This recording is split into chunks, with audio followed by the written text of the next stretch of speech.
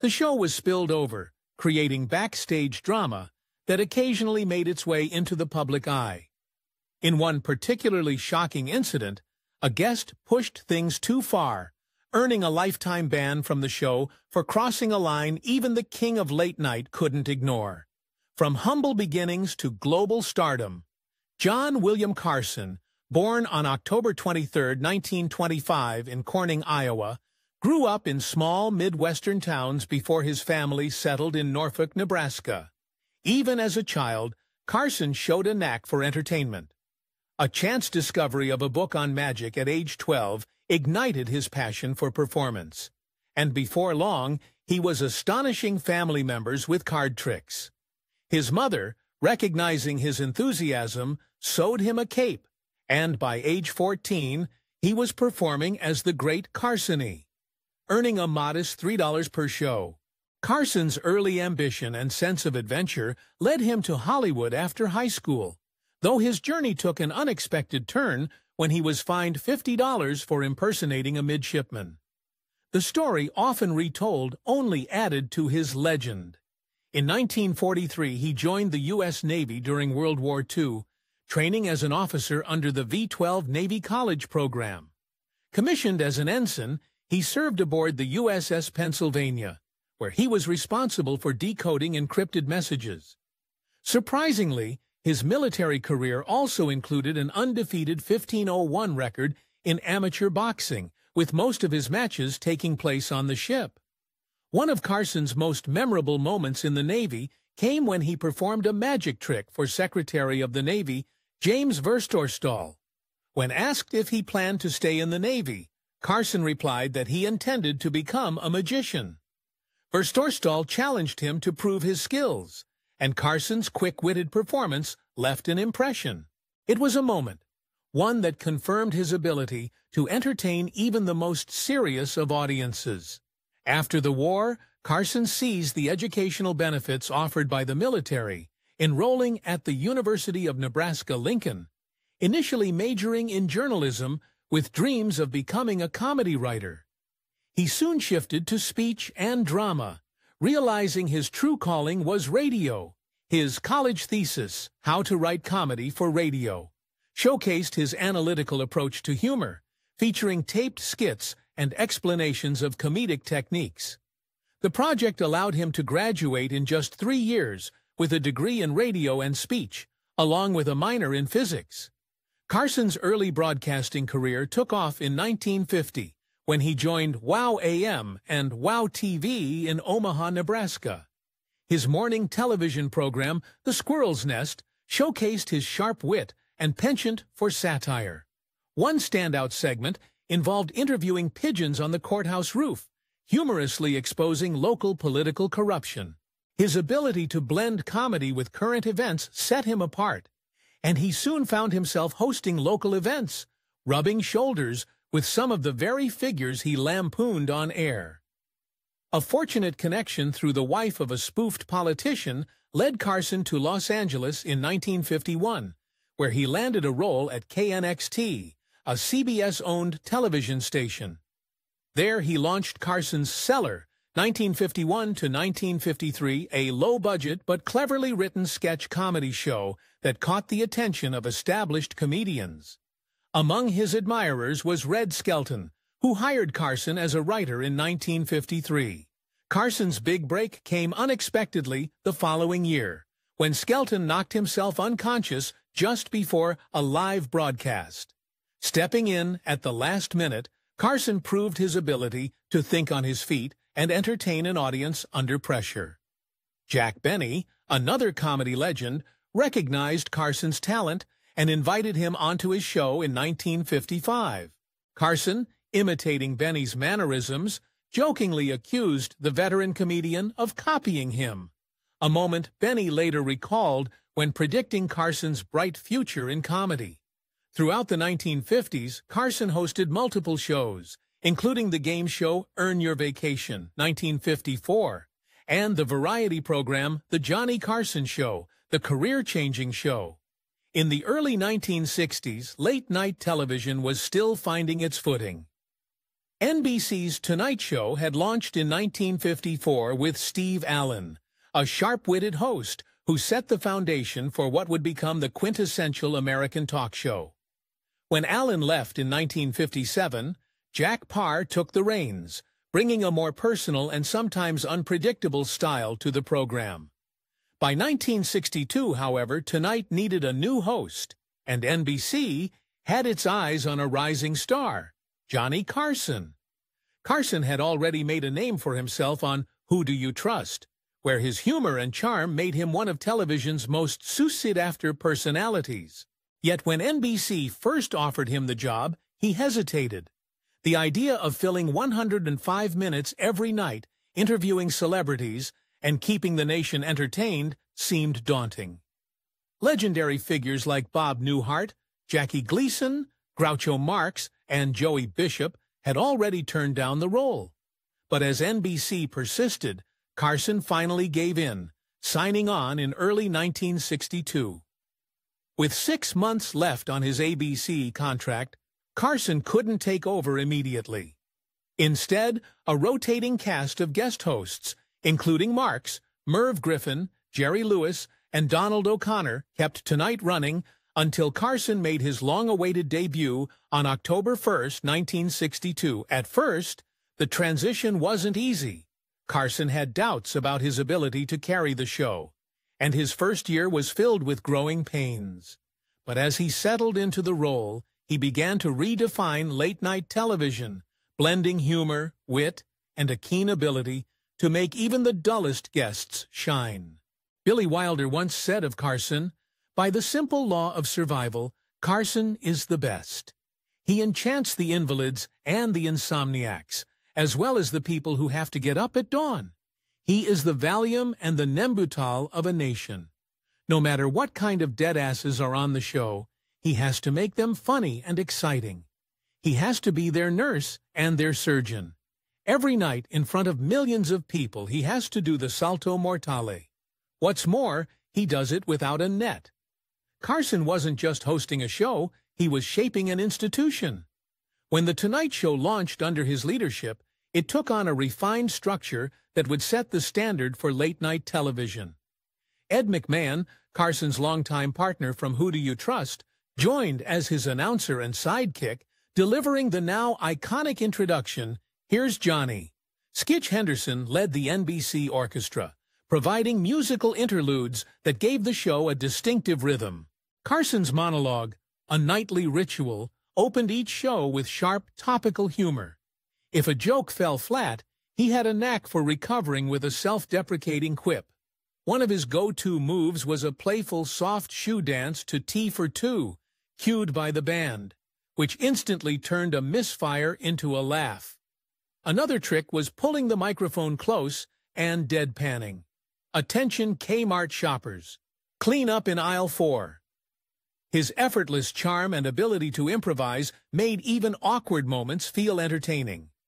A signature of Carson's monologue was his phantom golf swing, a small, relaxed gesture that became an endearing trademark. Guest hosts would occasionally parody it. Bob Newhart, for instance, once mimed "rolling a bowling ball" instead. The show's theme music, Johnny's Theme, was composed by Paul Anka, adapted from his earlier song, "Toot Sweet." Before taking over The Tonight Show, Carson wrote lyrics for it, though they were never used, which entitled him to 50% of the performance royalties. That theme remained unchanged from Carson's first show in 1962 to his farewell broadcast on May 22, 1992, originally filmed at NBC's headquarters in New York's 30 Rockefeller Plaza. The Tonight Show made a major move on May 1, 1972, relocating to Burbank, California. The shift placed the show closer to Hollywood, making it easier to book top-tier celebrity guests. As Carson's influence grew, so did his control over the format. In 1980, he cut back his hosting duties to 4 nights per week, leaving Mondays to a rotating roster of guest hosts. Episodes were recorded in Burbank at 5:30 p.m. and fed via satellite to the Eastern and Central time zones at 11:30 p.m. Eastern. Pacific Time viewers received a later feed at 11:30 p.m. their time. By the late 1970s, The Tonight Show starring Johnny Carson was more than just a late-night program. It was a cornerstone of American television. Carson's influence on comedy, celebrity culture, and broadcasting was undeniable, and his impact extended far beyond the studio. In April 1979, after 17 years as the face of The Tonight Show, Johnny Carson sent shockwaves through the industry by announcing his departure. At the time, the show was more than just a late-night staple. It was a financial powerhouse, generating an estimated 17% of NBC's pre-tax profits. His immense value to the network sparked swift negotiations, and by May 1980, he agreed to a new 3-year deal that redefined both his role and the show itself. The runtime was trimmed from 90 minutes to 60, and Carson himself reduced his hosting duties to just 3 nights a week, a shift that extended Tom Snyder's Tomorrow by 30 minutes to fill the gap. Yet even with a lighter schedule, Carson remained television's biggest star. To accommodate his reduced presence, NBC introduced a lineup of guest hosts, with Joan Rivers serving as the permanent guest host from 1983 to 1986. When she left, the show returned to rotating guest hosts, featuring comedy heavyweights like George Carlin and Gary Shandling. By 1987, Jay Leno secured the role exclusively, leveraging his willingness to keep his fee low for more bookings. As Carson continued scaling back, NBC kept audiences engaged with the best of Carson on Tuesdays, airing classic reruns that highlighted his timeless appeal. Despite working fewer hours, Carson's influence and earnings only grew. By the mid-1970s, he was the highest-paid television personality, bringing in an astonishing $4 million per year, equivalent to nearly $19.3 million today. Hollywood came calling, offering him major film roles, but he repeatedly turned them down. He passed on The Thomas Crown Affair, leaving the part to Steve McQueen, and declined a role in Blazing Saddles, which went to Gene Wilder. Carson Martin Scorsese personally approached him for The King of Comedy, offering him a role opposite Robert De Niro, but Carson walked away, and the part ultimately went to Jerry Lewis. Carson's legacy was solidified in 1987 when he was honored with a Peabody Award, marking his 25th anniversary on The Tonight Show. The board's praise captured his impact, an American institution, a household word, and the most widely quoted American. Even as his schedule shrank, his presence loomed larger than ever, cementing his place as a legend in television and comedy. Celebs who have been banned from The Tonight Show. For decades, The Tonight Show wasn't just a talk show. It was the ultimate gatekeeper of Hollywood's success. If you made it onto Johnny Carson's stage, your career could skyrocket overnight. But what if you crossed Johnny? You might as well start packing your bags for obscurity. Carson took Rivers' departure personally and cut ties with her professionally. Finally, she wasn't just a guest, she was practically family, and maybe something more. A frequent guest host, she credited Carson for her rise to stardom. Their chemistry was undeniable, their banter effortless. But in 1986, Rivers made a career-killing move. She accepted a late-night show at Fox without telling Johnny first. When Carson found out, he was furious. Not only did he ban Joan from The Tonight Show, a punishment that lasted until Jimmy Fallon lifted the ban in 2014, but he made sure anyone who appeared on her show would never be welcome on his. But here's where it gets even juicier. Rumors swirled that Rivers and Carson had an affair. Could this ban have been more than just a business fallout? Some speculated that Rivers' departure may have affected Carson on a personal level, though no concrete evidence of a deeper relationship exists. For a rising comedian or actor, that was social suicide. Rivers later admitted that she tried to mend fences, but Carson never spoke to her again, not once, before his death in 2005, and Rivers wasn't the only one who felt Carson's wrath. Rich Little, the master impressionist who could mimic anyone, was once a Tonight Show staple. He was so good at impersonating Carson that he did it everywhere. At clubs, at award shows, and even on The Tonight Show itself. At first, Carson laughed along, but behind the scenes he hated it. By 1982, Little was gone. His invitations suddenly dried up. He later claimed that Carson banned him from mocking him too much, though Carson's producers insisted it was because his act got stale. Or not, the message was clear. Make fun of Johnny Carson too many times and you disappear. Years later, Little got the last laugh. He portrayed Carson in HBO's The Late Shift, a film that aired out all the dirty drama of The Tonight Show's succession battle. But by then, Carson's iron grip had already made its mark. One thing was for sure. Crossing being banned from The Tonight Show could certainly impact a comedian's career. But many still found success through other platforms. And The Tonight Show? It has seen its fair share of guests who definitely crossed that line. Bobcat Goldthwait, playing with fire. Literally. When someone says they're on fire during an interview, it's usually just a metaphor, unless you're Bobcat Goldthwait.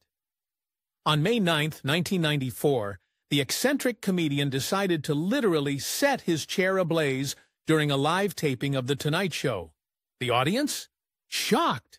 The producers? Freaking out? Jay Leno? Probably rethinking his entire career choice. This wasn't some pre-planned stunt. It was pure Goldthwait chaos. Security swarmed, and after the flames were put out, so was Bobcat's Tonight Show career.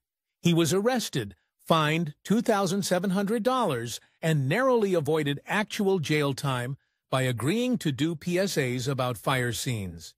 Because nothing says responsible role model like lighting talk show furniture on fire. Leno, ever the sport, allowed Bobcat to make a brief cameo later as a man buried in dirt. Message received. When Jay Leno first took over The Tonight Show in 1992, Howard Stern was actually one of his biggest defenders. But in 1995, Stern showed up ready to burn every bridge in sight. Flanked by two bikini-clad models, Stern had them engage in some very NSFW antics, too wild even for late-night TV. The moment things got really out of hand, Leno didn't just sit there and fake a smile. He straight up walked off the stage. Stern's more explicit moments were edited out of the broadcast. And just like that, his Tonight Show days were over. Stern, never one to let a grudge go, trashed Leno for years afterward. Eventually, the two made peace, but their late-night relationship was dead on arrival. Kathy Griffin doesn't just get banned. She collects bans like they're trophies. Leno wasn't a fan of her uncensored brand of company, which often involved wild tangents and a seriously filthy mouth. But Griffin didn't just get herself banned from The Tonight Show. She got the boot from multiple late-night shows. Her most infamous moment? Getting banned from The Late Show with David Letterman, making a triumphant return, and then stripping down to her underwear on live TV. Leno, never one for unpredictability, didn't even consider giving her a second chance. Griffin, of course, loved the controversy. Howie Mandel, a 12-foot mistake. Some bans come from outrageous behavior. Others just from really bad comedy.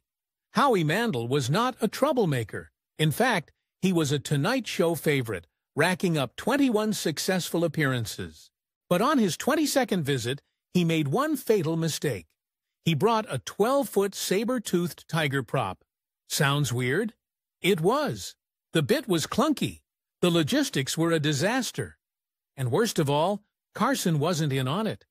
If there was one thing Johnny Carson hated, it was a guest pulling a stunt without warning him first. The result? A painfully awkward segment that completely bombed. And Carson, never one to fake enthusiasm, made it clear he was not amused. That was the last time Mandel was ever booked on The Tonight Show. While Mandel bounced back with a successful career, he probably still cringes thinking about that 12-foot tiger. Moral of the story, don't mess with late-night hosts.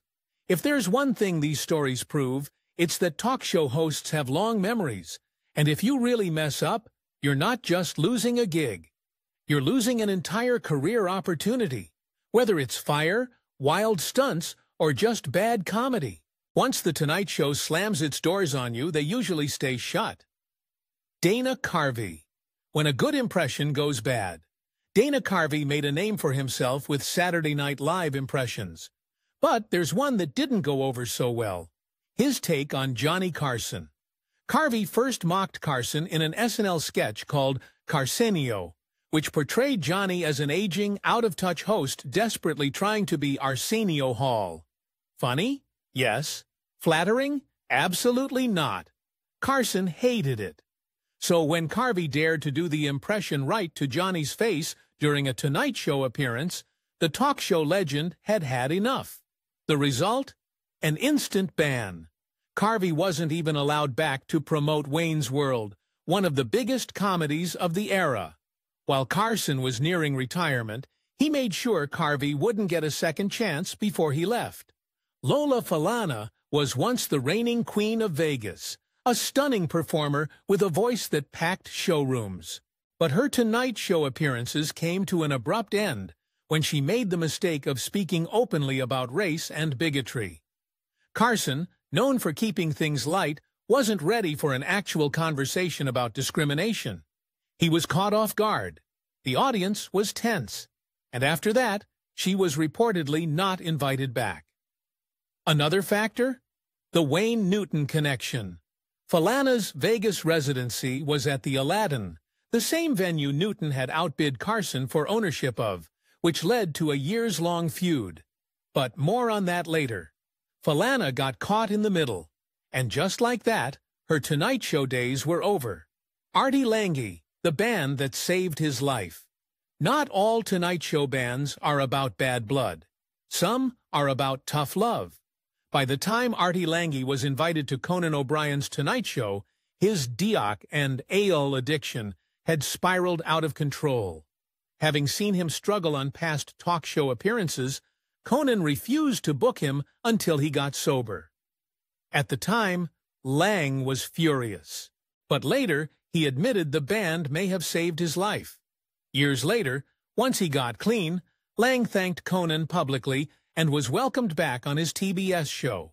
Sometimes getting banned is the best thing that can happen to you. Wayne Newton versus Johnny Carson, the Vegas feud. Johnny Carson loved making fun of celebrities. Most of them took it as an honor.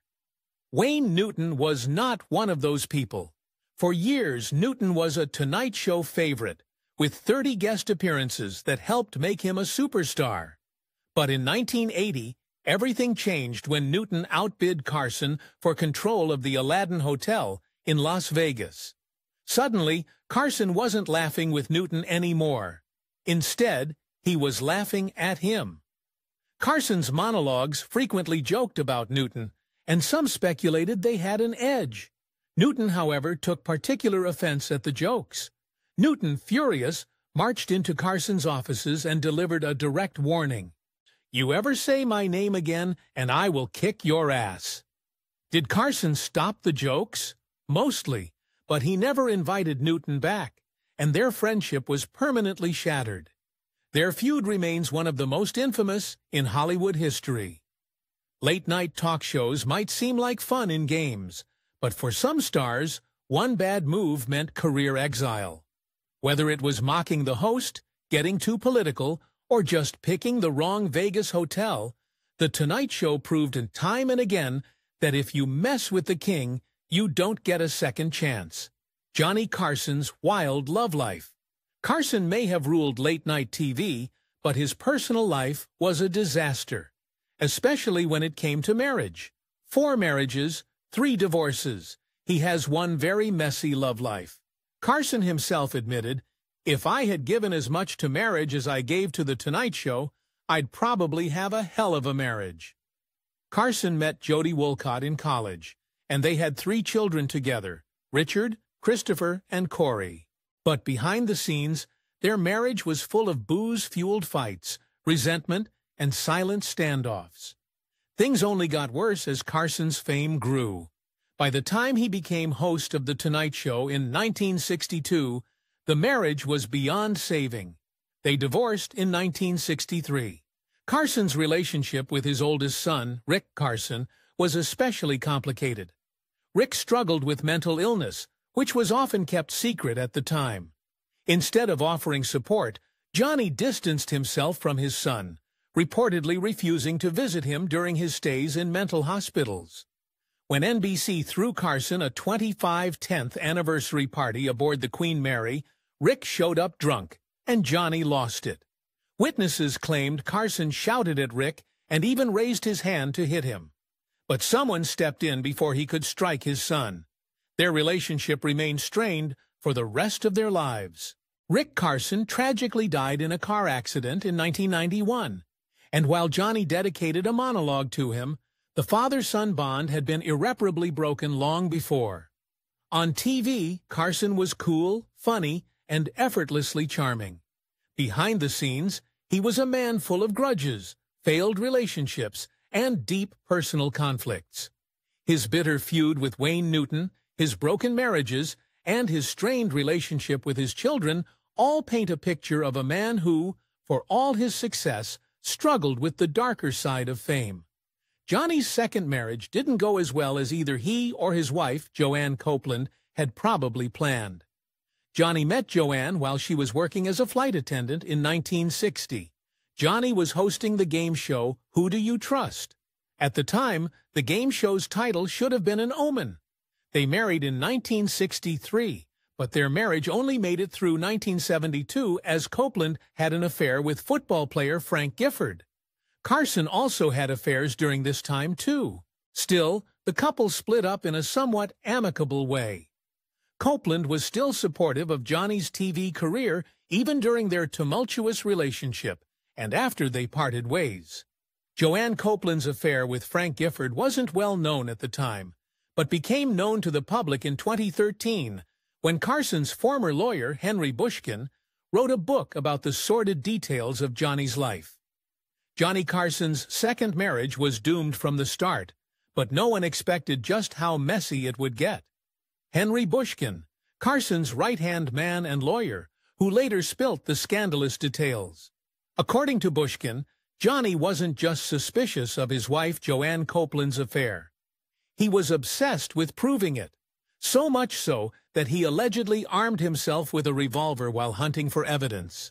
Why the gun? Was it paranoia? Was he planning a dramatic confrontation? Bushkin never got a straight answer, but he was roped into the scandal anyway. Carson insisted that Bushkin helped gather proof that Joanne was cheating with football star Frank Gifford. At first, Bushkin was hesitant, but when Johnny Carson cries in front of you, yes, cries, it's hard to say no, and cry he did, openly sobbing over the betrayal. Eventually, Bushkin found the damning evidence. The fallout sent Carson spiraling. He went on a booze-fueled bender with his Tonight Show sidekick, Ed McMahon. Picture it. Johnny Carson, America's king of late night, drowning his sorrows in liquor, devastated that his wife had played him for a fool. Years later, the affair would come back to haunt Frank Gifford, when his wife, TV host Kathy Lee Gifford, directly asked him if he had cheated with Joanne. His response? I don't remember. Convenient, right? Of course, by then, Gifford had been diagnosed with a degenerative brain disease, leaving the truth buried forever. Here's the kicker. Johnny Carson may have been heartbroken, but he wasn't exactly innocent either. Throughout their marriage, Joanne knew he was cheating. She had no hard proof, but the extravagant gifts, Rolls-Royces, diamonds, luxury vacations, were dead giveaways. Why else would he be showering her with riches, if not to cover up his indiscretions? And then there was Joan Rivers. According to speculation and industry rumors, Carson and Rivers had a complex, personal and professional relationship. However, Rivers never explicitly confirmed an affair, and not just a fling. This happened while she was still married to Edgar Rosenberg, the television producer who would later take his own life. Their marriage lasted 22 years, but the affair with Carson was an open secret in Hollywood circles. Carson, undeterred by scandal, wasted no time moving on. The ink on his divorce papers from Joanne had barely dried when he married his third wife, Joanna Holland, in 1972. And just like his previous marriages, this one came with its own secrets, affairs, and explosive fights. It all started in 1971 at the legendary 21 Club in New York. Carson was smitten from the moment he laid eyes on Joanna Holland, one of the highest-paid models of the era. He later admitted to people that he was flirting like a sophomore. But make no mistake, Carson was a man who got what he wanted. Holland, freshly divorced from world backgammon champion Tim Holland, was raising her son Tim in a modest New York apartment. And then it became Johnny, their first date, none other than Carson's 46th birthday celebration. From that night on, he was relentless, calling her every single day at exactly 4:30 p.m. for a year straight. However, love and obsession are two different things, and their relationship soon hit a major snag. When The Tonight Show moved from New York to California, Holland wasn't thrilled. They moved to New York and had no intention of leaving. But Carson, he wasn't asking. He was telling, "You're coming to California with Tim, and we're going to be married," he demanded. Holland reluctantly followed, and soon they were hosting glamorous dinner parties in Burbank's elite circles. But unlike his ex-wife, Joanne Copeland, Holland wasn't consumed by Carson's world of comedy and late-night TV. She was fine letting him be the star while she stayed in the background. What she did have to deal with, though, was Carson's dangerous relationship with a fucking Hall. In the 1979 60 Minutes interview, Carson himself admitted, "When I did drink, rather than a lot of people who become fun-loving, gregarious, and love everybody, I would go just the opposite." And it would happen just like that. Holland knew this all too well. She later spoke out into the biography Carson the Magnificent, recalling the explosive moments she endured. But like the women before her, she stuck it out until she didn't. The glitz and glamour weren't enough to keep the marriage together. By 1985, their relationship had crumbled, ending in yet another high-profile Carson divorce. Then came Alexis Mass. Carson met his fourth and final wife in Malibu, spotting her on the beach. But this time, it wasn't all drama and heartbreak. According to those who knew him, this was different. As much as he loved that show and loved jokes, I think the real love of his life was Alex. Producer Schlatter told People in 2005, and unlike his previous weddings, which made headlines for all the wrong reasons, this one was private, quiet, and shockingly low-key. Judge William Hoagboom, who had seen Carson's messy divorces firsthand, officiated the wedding, saying he wanted to avoid publicity. There was nobody at the wedding, just his brother, Dick, my wife, and me outside his home in Malibu, overlooking the Pacific Ocean. Even the bride's parents weren't there in person. Instead, they were listening over a speakerphone. But Carson didn't miss a beat. He nailed his vows and sealed the deal with a kiss. Carson and Mass spent their final years together in California, traveling the world, immersing themselves in new cultures, and staying far from the spotlight. Carson's love for learning extended beyond entertainment. He even studied African traditions during their adventures. Then, in 2005, at 79 years old, the king of late night took his final bow, passing away from emphysema. Johnny Carson was a man of contradictions, charismatic yet volatile, charming yet troubled, deeply private yet endlessly fascinating. His personal life was often turbulent, but in the end, he seemed to find the peace that had eluded him for so long. What do you think? Was Johnny Carson a misunderstood genius, or one of Hollywood's most complicated figures? Let us know in the comments. And if you enjoyed this, don't forget to like, subscribe, and stay tuned for more untold stories from Hollywood's golden age. See you next time.